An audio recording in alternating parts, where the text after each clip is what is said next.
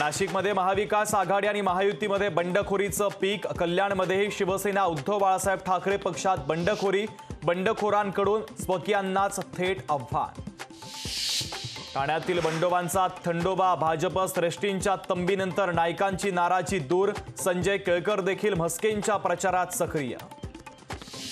शरद पवारांच्या कार्यकाळात महाराष्ट्रातील साखर कारखानदारी देशोधडीला, अमित शहांचा सांगलीच्या सभेतून शरद पवार यांच्यावर आरोप।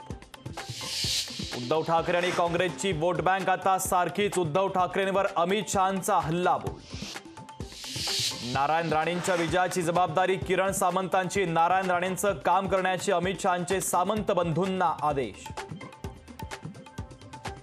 मुख्यमंत्री पदासाठी ठाकरेंनी हिंदुत्वासोबत गद्दारी केली, मुख्यमंत्री पदासाठी उद्धव ठाकरेंनी शरद पवारांसोबत हात मिळवला, नारायण राणेंचा उद्धव ठाकरेंवर थेट हल्लाबोल।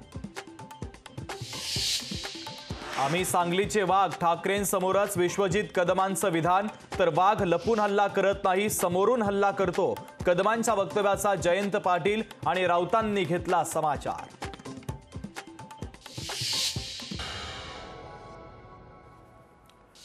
सुप्रिया सुळेंच्या वक्तव्यावर राष्ट्रवादीचा आक्षेप, सुनेत्रा पवारांना डॉमिनेट केलं जात असल्याचं राष्ट्रवादीचे राज्य प्रवक्ते उदयकुमार आहेर यांचं वक्तव्य।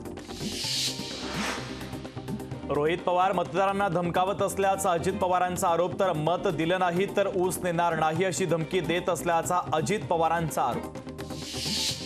बच्चू कडूंच्या प्रहार शिक्षक संघटनेचा सुप्रिया सुळेंना पाठिंबा, रोहित पवारांनी फेसबुक पोस्ट लिहित मानले बच्चू कडूंचे आभार। विद्या चव्हाण यांची पंतप्रधान नरेंद्र मोदींवर टीका, मोदींची गॅरंटी खरी होती का म्हणत मोदींवर केली टीका। रावसाहेब दानवेंनी घेतली अर्जुन खोतकरांची भेट, तर दानवेंनी प्रचाराला येण्याची विनंती केल्याची खोतकरांची माहिती। नाशिकमध्ये शिवसेना उद्धव बाळासाहेब ठाकरे पक्षात बंडखोरी, विजय करंजकर यांनी अपक्ष उमेदवारी म्हणून दाखल केला अर्ज। महाराष्ट्रामध्ये परत येण्याच्या चर्चा तावडेंनी फेटाळल्या, राष्ट्रीय राजकारणामध्ये खुश असल्याचं विनोद तावडे यांचं स्पष्टीकरण। मेट्रो तिकिटावर मिळणार 10% सवलत, तर मतदानाच्या दिवशी मेट्रो तिकिटावर 10% सवलत, मतदारांना प्रोत्साहित करण्यासाठी मेट्रो प्रशासनाचा निर्णय। पंतप्रधान मोदी यांची 10 मे रोजी नंदुरबारमध्ये प्रचार सभा, हिना गावित यांच्या प्रचारासाठी मोदींची सभा। लेकीसाठी आई मैदानात, सुप्रिया सुळेंसाठी आई प्रतिभा पवार मैदानात, तर सुप्रिया सुळेंच्या प्रचारासाठी बारामतीमध्ये महिला मेळावा। महाविकास आघाडीच्या घटक पक्षांना शिवसेनेकडून धक्का, बेलापूर मतदारसंघात अनेक पदाधिकाऱ्यांचा शिवसेनेत पक्षप्रवेश। अमरावतीच्या खडिमल गावात भीषण पाणी टंचाई, विहिरीवर पाणी भरण्यासाठी तुफान गर्दी। मराठवाड्यावरील जलसंकट अधिकच गडद, 961 गावं आणि 334 पाड्यांमध्ये तीव्र पाणी टंचाई, तर मराठवाड्यात जवळपास 1,500 टँकरनं सध्या पाणी पुरवठा।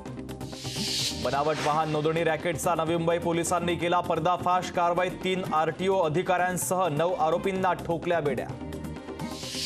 10वी-12वीचा निकाल मे मध्ये जाहीर होणार, 12वीचा निकाल पुढच्या आठवड्यात, तर 10वीचा निकाल शेवटच्या आठवड्यात येण्याची शक्यता।